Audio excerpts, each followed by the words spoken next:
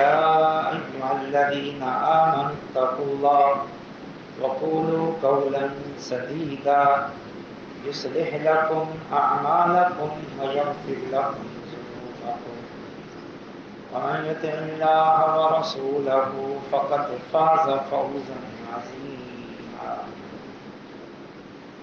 أما بعد فإن خير الحديث كتاب الله وخير الهدي هدي محمد صلى الله عليه وسلم وشر الأمور محدثاتها وكل محدثة بدعة وكل بدعة ضلالة وكل ضلالة في النار.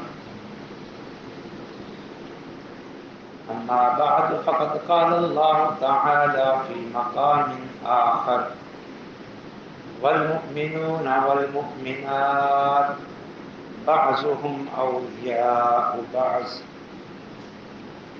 وقال رسول الله صلى الله عليه وسلم: مثل المؤمنين في توادهم وتراحمهم وتعاطفهم كالجسد الواحد إذا اشتكى منه عضو تداعى له سائر الجسد بالسهر والحمى.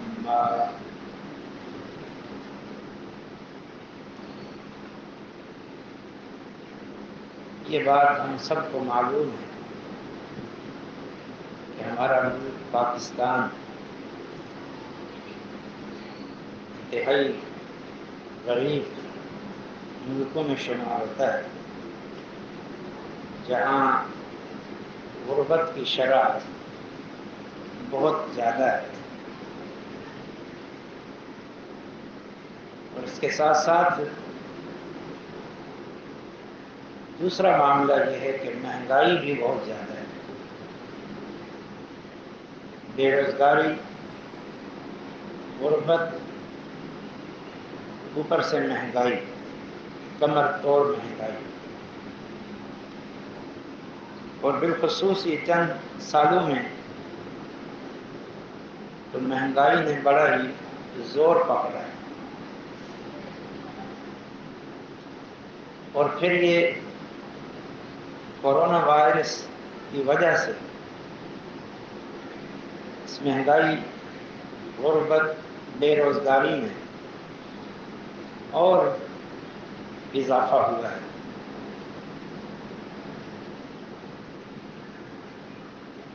عمومی حالات میں بھی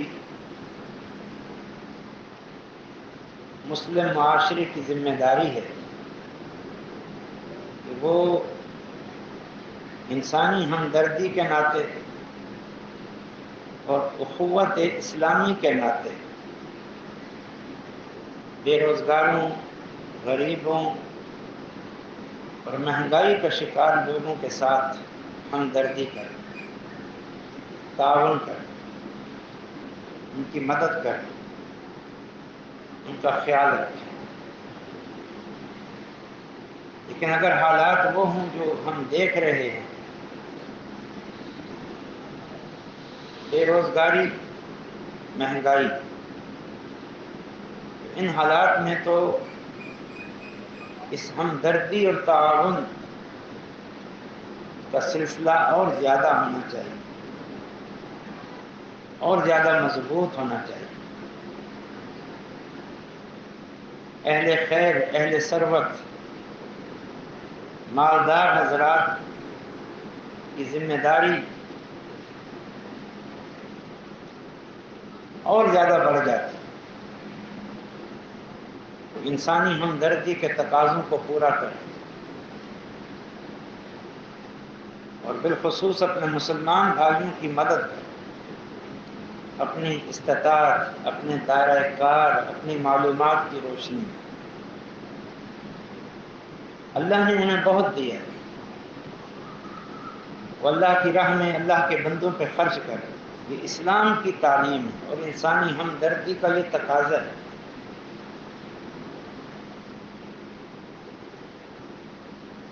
اس حوالے سے کچھ بنیادی آیات سنی۔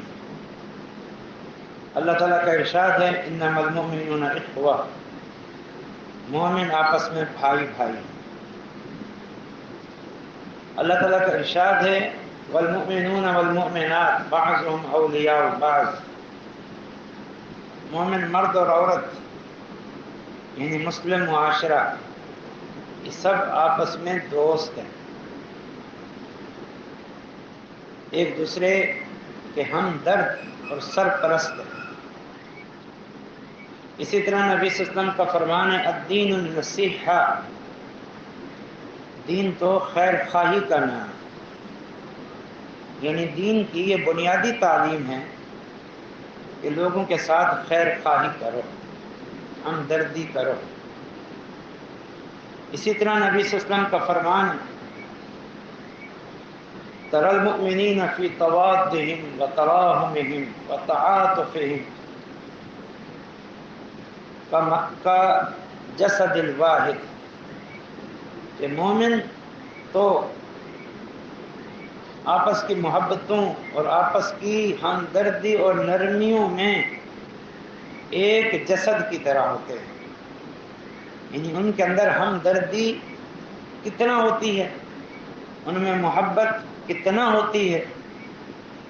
فرمایا اس کی مثال ایسے ہی ہے جیسے ایک جسم ہوتا ہے، اس جسم کے کسی حصے کو تکلیف پہنچے تو پورا جسم درد محسوس کرتا ہے اور پورا جسم بیدار رہتا ہے اور بیداری کی اذیت تکلیف محسوس کرتا ہے۔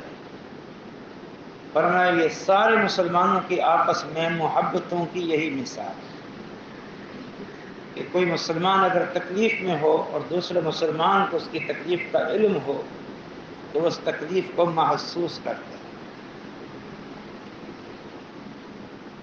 اس وقت کی تکلیف ہم سب کو معلوم ہے، غربت، تنگ دستی، اوپر سے بے روزگاری، اوپر سے مہنگائی،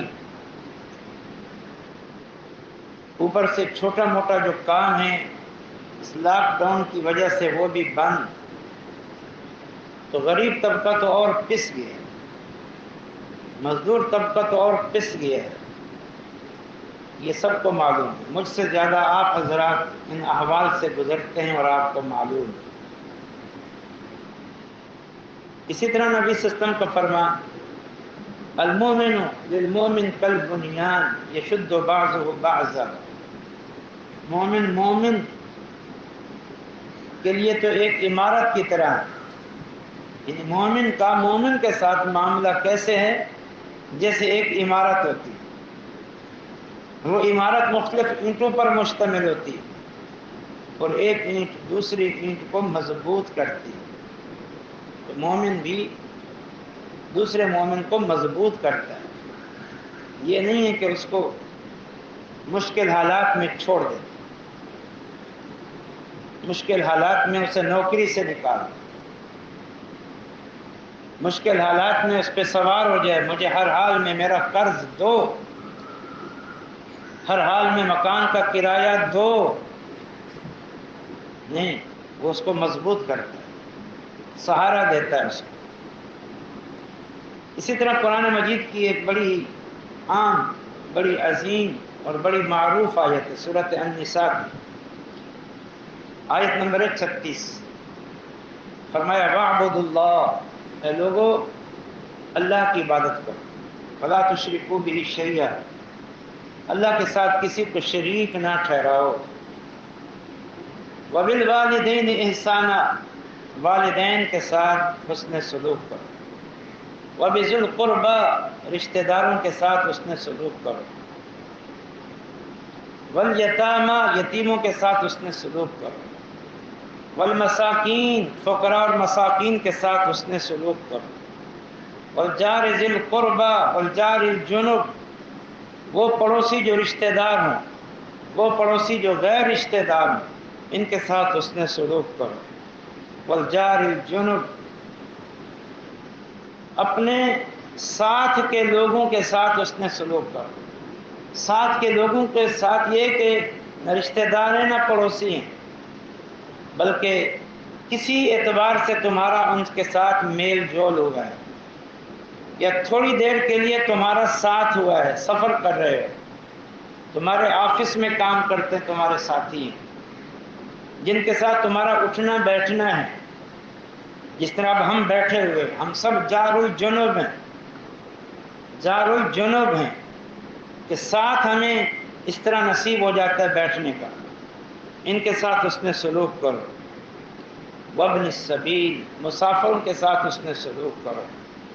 وما ملکت ایمانکم، اور غلاموں کے ساتھ اس نے سلوک کرو۔ غلام، آج کے میں غلام تو نہیں، لیکن یہ نوکر چاکر ملازمین، ان کی حیثیت بھی ایک طرح سے غلاموں کی ہے، جو ہماری خدمت پہ مامور ہے۔ تو اللہ تعالیٰ فرماتا ہے ان کے ساتھ اس نے سلوک کرو۔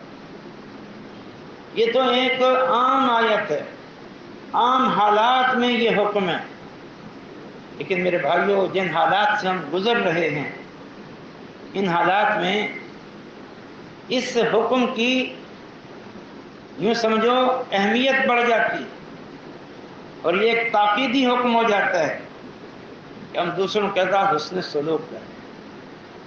یہ اسلامی تعلیمات بھی ہیں اور انسانیت کا بھی یہ تقاضا ہے کہ ہم لوگوں کے ساتھ ہمدردی کریں، کم سے کم اپنے رشتہ داروں کے ساتھ، اپنے جاننے والوں کے ساتھ، اپنے متعلقین کے ساتھ جن سے ہمارا کسی نہ کسی طرح کا تعلق ہے۔ وہ پڑوسی ہو سکتے ہیں، وہ ہمارے ملازمین ہو سکتے ہیں، کسی بھی اعتبار سے ہمارے علم میں کوئی معاملہ آ سکتا ہے، تو جس میں کچھ ان کے ساتھ ہمدردی کرنے کی استطاعت ہے اسے ضرور کرنا چاہیے، اس میں کوتاہی نہیں کرنی چاہیے۔ ہمدردی کی بہت ساری صورتیں میں ذرا سا واضح کر دیتا ہوں صراحت کے ساتھ۔ اس میں غرباء اور مساکین کے ساتھ تعاون کریں، مقروضوں کو قرض کی ادائیگی کے لیے وقت دیں، ان کے سر پہ سوار نہ ہو جائیں، کرایہ داروں کے ساتھ حسن سلوک کریں، اچھا برتاؤ کریں، انہیں ڈھیل دیں اور مہلت دیں، کاروباری لین دین ہے اس میں نرمی کریں، اس میں درگزر کر سکتے ہیں درگزر کر دیں، اس میں ڈھیل اور چھوٹ دے سکتے ہیں تو ڈھیل اور چھوٹ کا معاملہ کریں۔ یہ اسلامی تعلیمات بتا رہا ہوں میں آپ کو۔ اسی طرح جو لوگ اپنے کام کاج کی فیسیں لیتے ہیں، مثلا ڈاکٹر ہیں، وکلاء ہیں، وغیرہ وغیرہ وغیرہ، یہ اپنی فیسوں میں کمی کریں،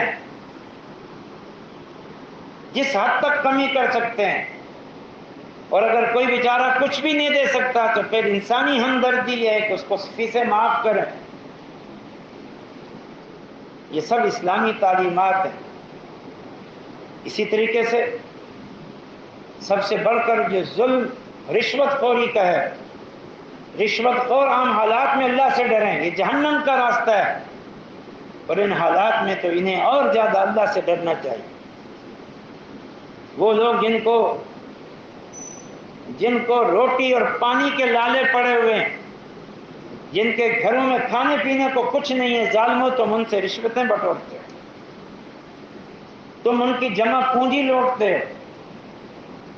وہ مزدور جو بے روزگار گھومتے ہیں، آج یہ پولیس ان مزدوروں کو روک کے ان سے پیسے بٹورتی ہے۔ کیا جواب دیں گے اللہ؟ کہاں جو انسانیت، کہاں ہے اسلام؟ نہ انسانیت باقی ہے، نہ اسلام باقی ہے۔ انہیں اللہ سے ڈرنا چاہیے، باز آ جانا چاہیے اپنی حرکتوں سے۔ اسی طریقے سے جو سائلین ہیں، جو آپ سے آ کر سوال کرتے ہیں، ان کو جھڑکے نہیں، ڈانٹے نہیں، معلوم نہیں کہ کس مجبوری کی وجہ سے آپ کے پاس آئے ہیں۔ جتنا کچھ تعاون کر سکتے ہیں کریں، کم سے کم اچھا بول کے ہی چلے، اگر کچھ نہیں دینا نہ دیں۔ مجبوراً لوگ ہاتھ پھیلاتے ہیں، اور جن کے پاس ہاتھ پھیلاتے ہیں وہ ان کو اور زیادہ ذلیل کرتے ہیں، رسوا کرتے ہیں، ڈانٹتے ہیں، پیٹتے ہیں۔ پھر مجھے بتاؤ ان لوگوں کے پاس اس جہالت اللہ علمی کے دور میں خودکشی کے سوا کون سا راستہ بچا؟ بتاؤ۔ اگر کچھ لوگ خود خودکشی کرتے ہیں، اپنے بچوں کو مارتے ہیں، کوئی کس طرح اپنے بچوں کو مارتا ہے، کہ کس طرح اپنے بچوں کو مارتا ہے بھوک اور افلاس کی وجہ سے. ان کا یہ معاملہ جرم غلط ہے، لیکن اس جرم میں ہم سب بھی شریک ہیں کہ جو اپنے رشتہ داروں، اپنے پڑوسیوں، اپنے جاننے والوں کے ساتھ بھی ہمدردی تک نہیں کرتے. جس کے بارے میں علم نہیں ہے، لیکن جن کے بارے میں علم ہو جائے تو ان کے معاملے میں اللہ سے ڈرنا چاہیے، اللہ سے ڈرنا چاہیے. اسلام تو کہتا ہے کہ جانوروں کے ساتھ اس نے سلوک کرو، جانوروں کے ساتھ. جو ذی روح جانور ہیں، وہ پیاسا کتا مر رہا ہو تو اس کو پانی پلاؤ، بلی بھوک اور پیاس سے مر رہی ہے تو اس کو کھانا کھلاؤ، کوئی پرندہ کہیں ڈوب رہا ہو تو اس کو نکالو، اس کے ساتھ ہمدردی ہے، اسلام کی تعلیم ہے. اور آج انسانوں کے ساتھ ہی ہمدردی ختم ہو جائے. اس سے بڑھ کر دل کی سختی کیا ہو سکتی؟ اللہ کے ہاں سب سے زیادہ ناپسندیدہ وہ انسان ہے جس کا دل سخت، جس کے دل میں نرمی نہ ہو، شفقت نہ ہو، مہربانی نہ آئے. وہ اپنے عہدے، مال، دولت پر اور اپنی دنیا میں اتنا مست ہو کہ اس کے دل میں ہمدردی نام کی چیز ہی ختم ہو گئی. اللہ کے ہاں اس سے بڑا مبغوض انسان کوئی نہیں ہے جس کے دل میں سختی، اپنے دلوں سے سختی کو ختم کرنے کی کوشش کی.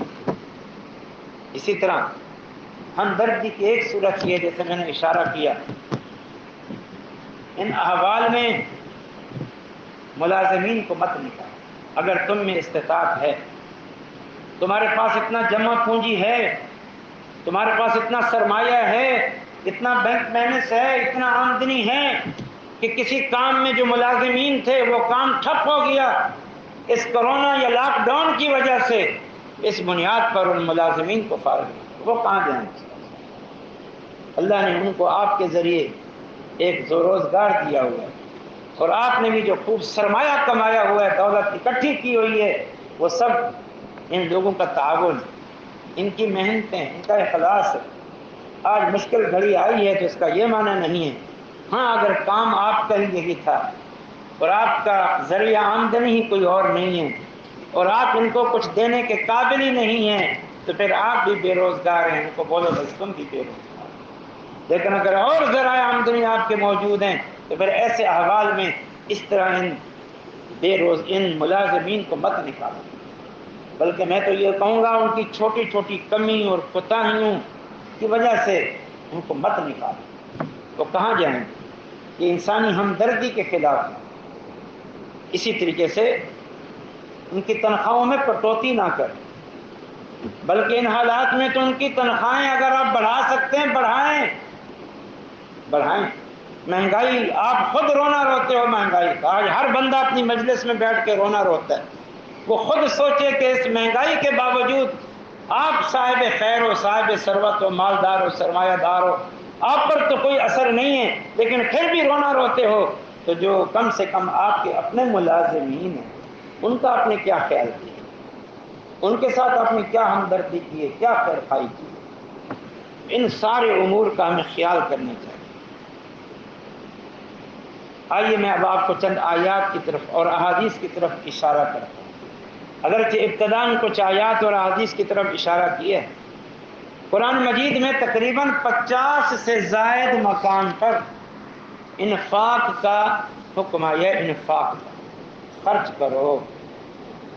کہیں انفاق فی سبیل اللہ، اللہ کی راہ میں خرچ، جہاد، مساجد، مدارس، علماء طلباء کی سرپرستی، دینی کتب کی نشر و اشاعت، اور کہیں مطلقاً انفاق.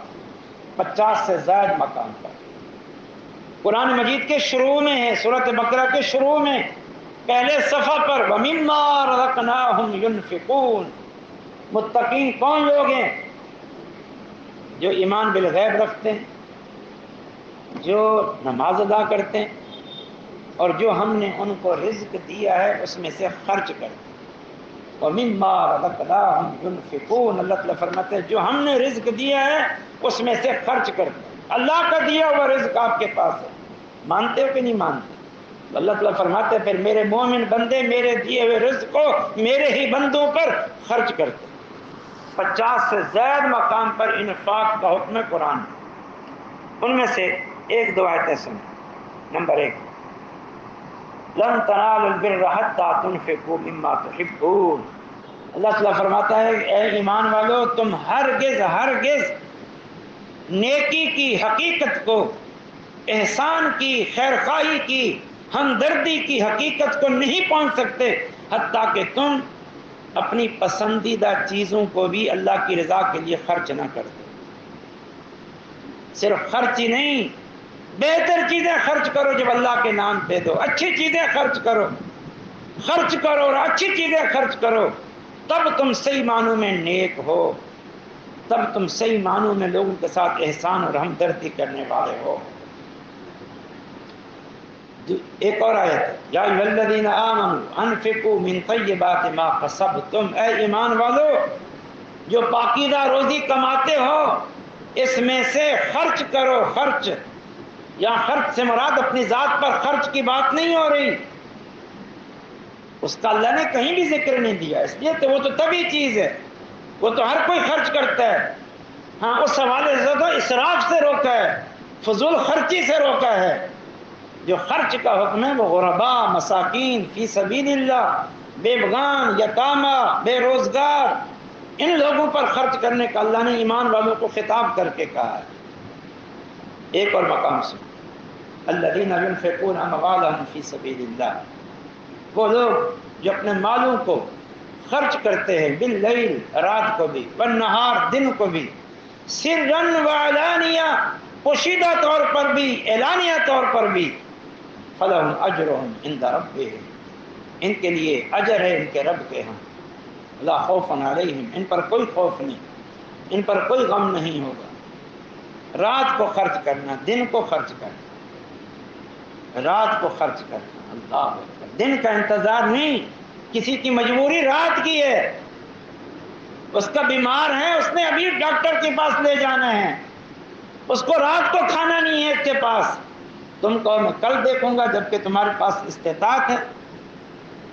سرن و علانیہ، ظاہری طور پر بھی، پوشیدہ طور پر بھی، 4 لفظ اللہ نے کہے، دن کو، رات کو، ظاہری طور پر، اعلانیہ طور پر جو لوگ خرچ کرتے ہیں، پھر اللہ ان کو اجر بھی دے گا اور ان پر کوئی خوف نہیں ہوگا، کوئی غم نہیں ہوگا۔ تم دوسروں کا خوف دور کرو، دوسروں کا غم دور کرو، اللہ تمہارے خوف اور غم کو دور کرے۔ حدیث میں قیامت کے دن بندہ اپنے صدقے کے سائے کے نیچے ہوگا، قیامت والی گرمی کے دن صدقے کے سائے کے نیچے ہوگا، صدقے سے بلائیں ٹلتی ہیں، ان سارے امور کو سامنے رکھیے۔ ایک اور مقام سنیے، بڑی عظیم آیت ہے، بڑے عجیب الفاظ ہیں۔ فرمایا جنت تیار کی گئی ہے اعدت للمتقین، پرہیزگار لوگوں کے لیے۔ اب پرہیزگار کون ہے؟ ہمارے ہاں پرہیزگاری کا تصور صرف اور صرف یہ ہے کہ شراب، زنا، چوری سے بچ جائے، کچھ اور زیادہ تصور ہے تو نماز پڑھ لے اور روزے رکھ لے یا پھر حج کر لے اور بس۔ اس آیت میں آئیں سنیں اللہ تعالیٰ نے پرہیزگاروں کی کیا صفات بیان، اگرچہ وہ باتیں بھی پرہیزگاری میں بالاولیٰ شامل ہیں، لیکن یہ مقام سنیں اللہ تعالیٰ فرما رہا ہے اعدت للمتقین، جنت تیار کی گئی ہے متقین کے لیے۔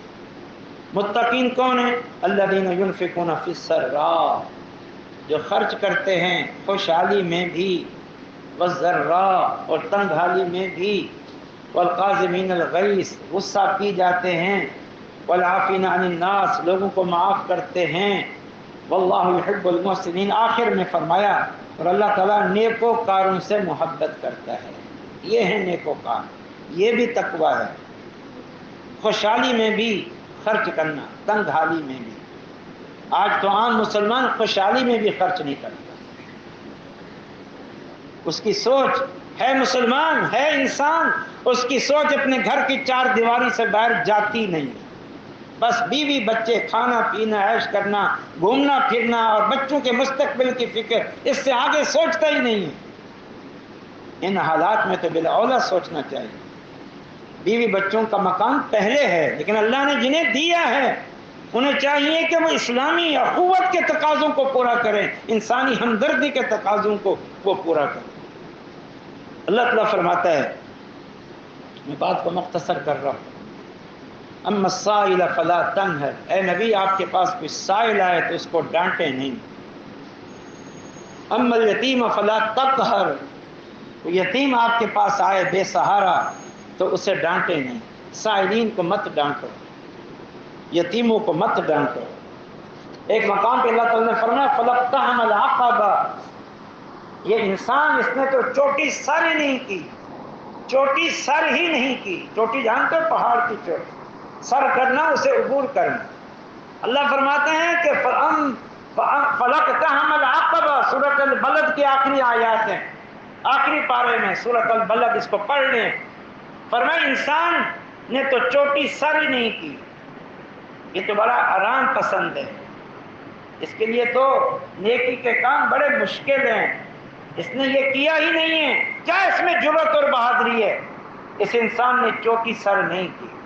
وَمَا أَدْرَاكَ مَا الْعَقَبَةُ، اور آپ کو معلوم ہے اس چوٹی سے کیا مراد ہے جس کو انسان سر نہیں کرتا؟ فرمایا فَكُّ رَقَبَةٍ، گردنوں کو آزاد کرنا۔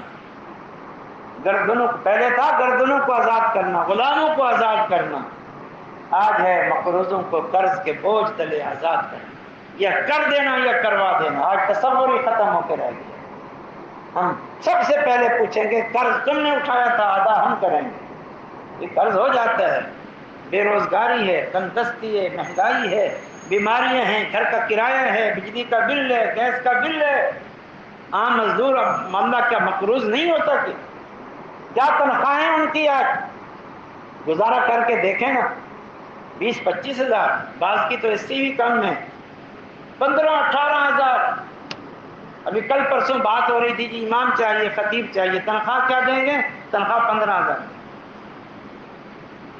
تنخواہ کتنا دیں گے جی؟ 15,000۔ 15,000 میں ہمارے مولوی، ہمارے خطیب، ہمارے امام، ہمیں دین پڑھانے والے، ہمارے جنازہ پڑھانے والے، ہمارے نکاح پڑھانے والے، ہمیں دین سکھانے والے، ان کو تنخواہیں ملتی ہیں 15,000، 20,000، 25,000۔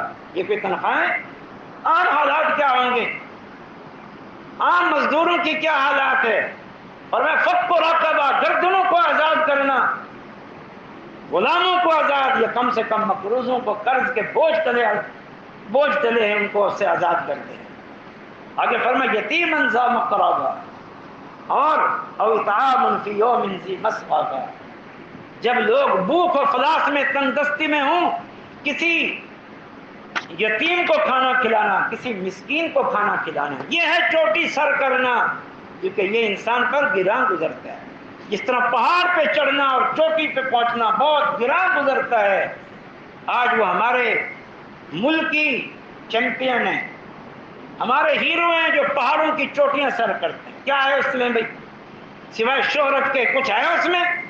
وہ ہمارے قومی ہیرو ہیں۔ یہ ہے چوٹیاں سر کرنا۔ تم لوگ قومی ہیرو بنو۔ مسلمانوں کے ہیرو وہ ہیں جو غرباء، مساکین، تنگدستوں کی مدد کرتے ہیں، ان کی کفالت کرتے ہیں، ان کی سرپرستی کرتے ہیں، ان کے قرض اتارتے ہیں، ان کا علاج معالجہ کرتے ہیں۔ یہ ہیں لوگوں کے ہیرو۔ اللہ تعالیٰ نے فرمایا یہ ہے چوٹی عبور کرنا۔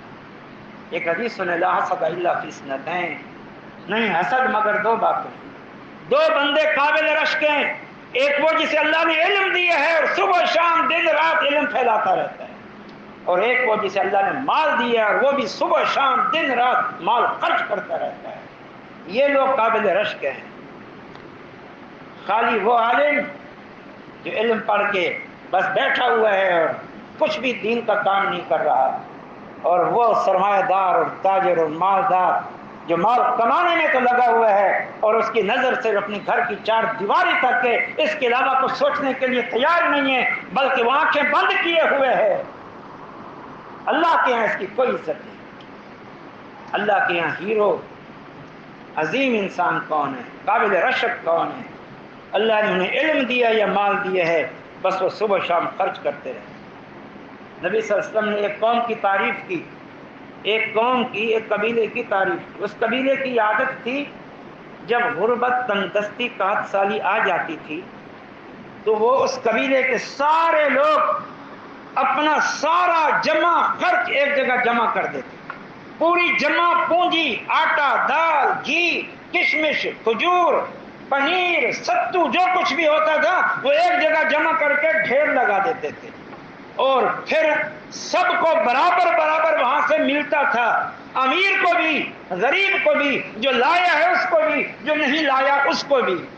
رسول اللہ صلی اللہ علیہ وسلم نے اس قوم کے بارے میں بتایا اور پھر فرمایا مجھے اس قوم سے محبت ہے، میں اس قوم سے ہوں، یہ قوم مجھ سے ہے، یہ میں ہوں، میں یہ ہوں، کیونکہ یہ میری تعلیم پر عمل کرتے ہیں اور میری سوچ اور فکر کو یہ پروان چڑھاتے ہیں۔ آج یہ سوچ ختم، اس کا نام و نشان تک بھی نہیں۔ نبی صلی اللہ علیہ وسلم نے فرمایا قیامت کے دن ایک بندہ اللہ کے سامنے پیش ہوگا، جی تیری نیکی کیا ہے؟ اللہ بس کوئی نیکی نہیں، اللہ فرمائے گا پھر بھی دیکھو، غور کرو، غور کرو، غور کرو، آخر وہ کہے گا اللہ بس ایک میرا عمل تھا، تو نے مجھے مال دیا تھا، دولت دی تھی، کاروبار دیا تھا، میں اپنے متعلقین کے ساتھ ڈھیل کا، نرمی کا، چھوٹ کا، درگزر کا معاملہ کرتا تھا، وقت آنے پر جی پیسے نہیں ہو سکے، اچھا کوئی بات نہیں بعد میں دے دیں، بہت کوشش کی جمع کروں لیکن بس یہ آدھے پیسے ہوئے ہیں، میرے پاس تو اور گنجائش نہیں، اچھا چلو یہی دے دو، وقت مانگتا وقت دے دیتا، چھوٹ مانگتا چھوٹ دے دیتا، مہلت مانگتا مہلت دے دیتا، کیونکہ اللہ تو نے مجھے بہت دیا ہوا۔ اللہ تعالیٰ فرمائے گا کہ یہ تو میرے کرنے کے کام ہیں جو تو کرتا تھا، یہ چھوٹ دینا، مہلت دینا، درگزر کرنا، معاف کرنا، یہ میری صفات ہیں، جب تو بندہ ہو کے یہ کام کرتا تھا تو یہ تو صفتیں ہی میری ہیں، آج میں بھی تجھے چھوڑ دیتا ہوں، معاف کرتا ہوں، درگزر کرتا ہوں، کیا نہیں چاہیے یہ سب کچھ؟ پھر آج موقع ہے ان معاملات کا خیال کیجیے۔ بس چھوٹی سی دو باتیں ہیں، دو حدیثیں ہیں، بلکہ آپ صلی اللہ علیہ وسلم نے دیکھا مسجد سے باہر دو بندے آپس میں الجھ رہے تھے، ایک قرض خواہ تھا، ایک مقروض تھا، ظاہر قرض خواہ نے مقروض کو پکڑا ہوا تھا، دو مجھے قرض، دو مجھے، اب وہ کہہ رہا تھا کہ ابھی نہیں ہے، تھوڑے ہیں، پورے نہیں ہیں، یہ ہے وہ ہے، اور شور ہو گیا۔ اللہ کے رسول باہر نکلے، قرض خواہ کو مخاطب ہو کے کہا، اشارہ کیا انگلی پہ انگلی رکھ کے یوں، مطلب آدھا معاف کر دو۔ اس نے اللہ کے رسول سے سنا آپ مجھے کہہ رہے ہیں آدھا معاف کر دوں، فرمایا اللہ کے رسول میں نے آدھا معاف کر دیا۔ پھر اللہ کے رسول نے مقروض کو کہا اب تم جلدی سے آدھا اس کو ادا کرو۔ یہ اسلام کی تعلیم آج ہے، کوئی اس پہ تیار ہے؟ کوئی جانتے ہیں کہ سامنے کے پاس کچھ بھی نہیں ہے؟ ابھی کل ہی مجھے ایک بندہ بتا رہا تھا کہ میں نے قسطوں پہ موٹر سائیکل دی تھی، ایکسیڈنٹ ہو گیا، پڑا ہوا ہوں 1 مہینے سے، اب جس کے پیسے دینے اس کا فون آ رہا ہے اور وقت ادا نہیں کیے تو دھمکی دے رہے ہیں ہم آپ کی موٹر سائیکل معاہدے کے مطابق ضبط کر لیں گے۔ یہ مسلمانوں کا حال، یہ مسلم معاشرہ ہے۔ ویسے ہم ہمدردی اور اسلام کے بڑے چیمپئن بنتے ہیں۔ اور آخری بات، آخری حدیث، نبی صلی اللہ علیہ وسلم نے فرمایا، یہ حدیث کو توجہ سے سنیں، صحیح مسلم کی حدیث ہے، فرمایا کہ اگر کوئی کسی سے باغ خریدے، باغ خریدنے کے بھی اصول ہیں، باغ خریدنا ہے کب خریدیں؟ جب بالکل پک جائے، پک جانے سے پہلے نہیں، تیار ہو جائے تب خریدے، تاکہ ہر آفت سے، مصیبت سے وہ بالکل محفوظ ہو جائے تب خریدے، تاکہ نقصان کا اندیشہ نہ ہو خریدار کو۔ فرمایا پھر بھی اچانک کوئی ایسی آفت آئی، طوفان آیا، آندھی آئی، زلزلہ آیا کہ وہ باغ سارا کا سارا ختم ہو گیا، تو آپ صلی اللہ علیہ وسلم نے فرمایا اس باغ والے کو، مالک کو، کہ تم جس نے تم سے باغ خریدا ہے اس سے تم ایک پیسہ بھی وصول نہیں کر سکتے۔ کس بنیاد پر وصول کرتے ہو؟ یہ باغ تو تمہارا تھا، اس نے تو خریدا تھا، وہ تو مال اٹھاتا، بیچتا، فائدہ اٹھاتا، تب تمہیں رقم دیتا، بچت میں سے تمہیں دیتا، اس کے ذمہ تو کچھ بھی نہیں آیا، تم کس بنیاد پر اس سے پیسے وصول کر رہے ہو؟ ناحق طریقے سے اس کا مال کھا رہے ہو، چھوڑ دو، معاف کر دو اس کو۔ یہ اسلامی تعلیم ہے، ہم کہاں کھڑے؟ آؤ انسانی ہمدردی کے تقاضوں کو پورا کرو، اخوت اسلامی کے تقاضوں کو پورا کرو۔ اس دور میں جو غرباء، مساکین، یتیموں، بیوان گار کے ساتھ مدد کرو۔ نبی صلی اللہ علیہ وسلم نے فرمایا میں اور یتیم کا کفیل قیامت کے دن ایسے ہوں گے جیسے یہ 2 انگلیاں ہیں۔ فرمایا میں اور یتیم کا اس طرح ہوں گے. اور ایک حدیث میں ہے جو بندہ کسی یتیم اور بیوہ کی کفالت کرتا ہے وہ ایسے ہی ہے جیسے دن کو روزے رکھتا ہے اور رات کو تہجد پڑھتا ہے. اللہ کے بندوں اس دور میں اس کی بہت زیادہ ضرورت ہے. اپنے ملازمین، اپنے پڑوسیوں، اپنے رشتہ داروں، اپنے زیر دست لوگوں کی ہمدردی کریں، خیر خواہی کریں. دین کی سرپرستی بھی اس نیت سے کریں کہ اس میں بھی انسانی ہمدردی ہے تاکہ لوگوں کے ساتھ لوگوں تک سچا اور دین پہنچے اور دین کی تعلیم پہنچے. اور ویسے جو بھی ضرورت مند سامنے آئیں جس حد تک آپ تعاون کر سکتے ہیں لوگوں کے ساتھ ضرور تعاون کریں. یہ انسانیت کا تو تقاضا ہے ہی ہے، لیکن سب سے بڑھ کر اسلام کی اعلیٰ تعلیم ہے. اقول قولی ھذا وآخر دعوانا الحمدللہ.